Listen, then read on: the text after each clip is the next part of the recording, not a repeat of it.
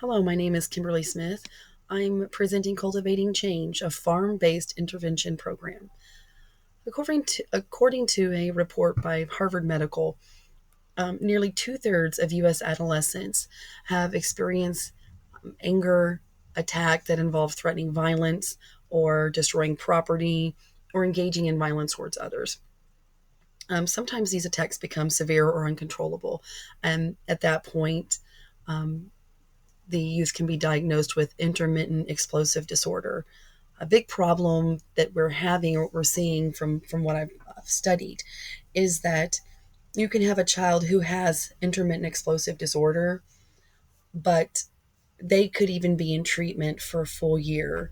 And I believe the statistic is 37.8% will be in treatment for a year, but of those children, only 6.5% are actually being um, treated specifically for anger during that time. So it's something that we're seems as though from this study that we're maybe dropping the ball a little bit and specifically targeting anger management within our realm of working with youth in delinquency. Our mission at Cultivating Change aims to combat juvenile delinquency, specifically focusing on youth exhibiting anger management issues. And how do we do that? By immersing them in a farm environment. We're targeting ages 13 to 17, and then the program will last anywhere from 6 to 12 months. And we have follow-up services available, but that's just going to be based on assessments by the professionals. We're going to be staffed with therapists as well as those that are farm ready managers who have knowledge with the animals and farming techniques. Animal assisted therapy is going to be a major part of what we do at Cultivating Change. The youth are able to participate in the care of the animals. This helps the youth think outside of themselves and their own needs and begin focusing on communicating with something and providing help and seeing that there's something that needs them. This animal needs them. If they don't go and take care of it or water it or feed it or just pet it, then its needs are not met. So again, this animal assisted therapy helps them think more about something else and take their mind off of themselves. We also want to work with our farm skills. The simple tasks of learning how to gather and harvest and plant and just learning new skills and traits. Also, team building. Let's think, for instance, we're going to build a flower bed together or a raised bed. How are we going to do that? What are we going to need? We have all the space available to make that happen and for these youth to be able to work together, problem solve, and build skills and build communication skills with one another. Individual and group therapy, it's going to be a really big part of it.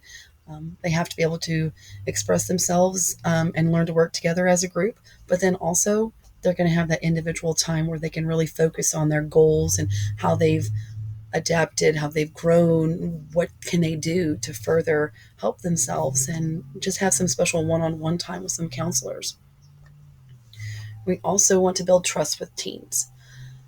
I personally feel like so much of part of the reason why we have a lot of anger and big emotions is because we really don't know how to build trust relationships with others. Mentorship and role modeling. First and foremost, if you're on staff at Cultivating Change, you'll be expected to be able to control your own emotions. You're going to set the standard. You're going to set it very high in how you work with them and how you respond to maybe their outburst. How are you going to handle that? Our modeling is one of the most important things that we can do.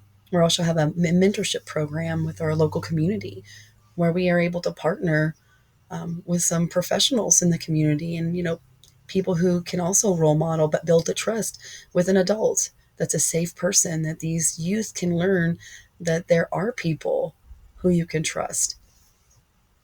We're also going to be just doing life skills.